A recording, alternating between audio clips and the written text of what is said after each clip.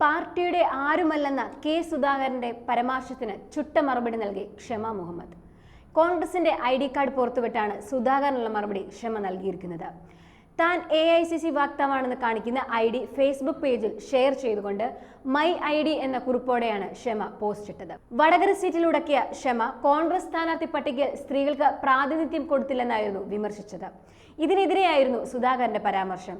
ക്ഷമ മുഹമ്മദ് പാർട്ടിയുടെ ആരുമല്ല, വിമർശനത്തെക്കുറിച്ച് അവരോട് തന്നെ ചോദിച്ചാൽ മതിയെന്നുമായിരുന്നു സുധാകരൻ പറഞ്ഞത്. ക്ഷമയുടെ പോസ്റ്റ് വന്നതോടെ AICC വാക്താവിനെ KPCC അധ്യക്ഷനായ സുധാകരന് അറിയില്ലേ എന്നാണ് ഇപ്പോൾ സോഷ്യൽ മീഡിയ ചോദിക്കുന്നത്. കോൺഗ്രസ് നേതൃത്വത്തിനെതിരെ ആഞ്ഞടിച്ച് ക്ഷമ മുഹമ്മദ് രംഗത്ത് വന്നത് പാർട്ടിയെ ഞെട്ടിച്ചിരുന്നു.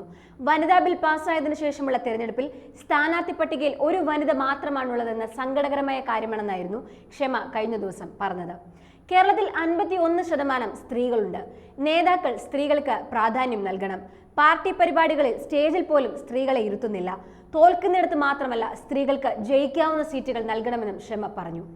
രാഹുൽ ഗാന്ധി എപ്പോഴും സംസാരിക്കുന്നത് സ്ത്രീകൾക്ക് വേണ്ടിയാണ്.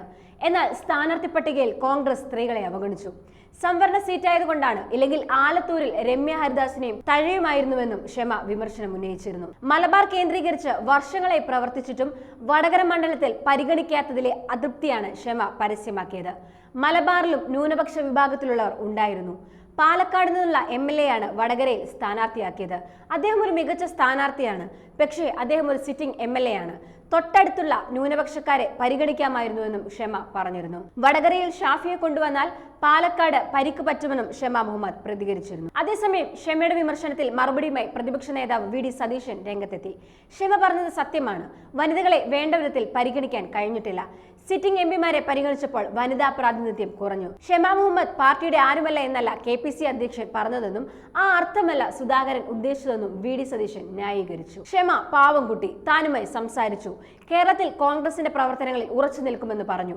ഇനി അത്തരം പ്രസ്താവനകൾ ഉണ്ടാവില്ലെന്നും ക്ഷമ വ്യക്തമാക്കിയെന്നാണ് സതീശൻ പറഞ്ഞത്. വടകരയിൽ വൻ ഭൂരിപക്ഷത്തിൽ ജയിക്കും. പാലക്കാട് ഉപതെരഞ്ഞെടുപ്പിൽ താൻ ചുമതല ഏറ്റെടുത്ത് പോകും. നേരത്തെ തന്നെ തനിക്ക് പാർട്ടി ചുമതല നൽകി.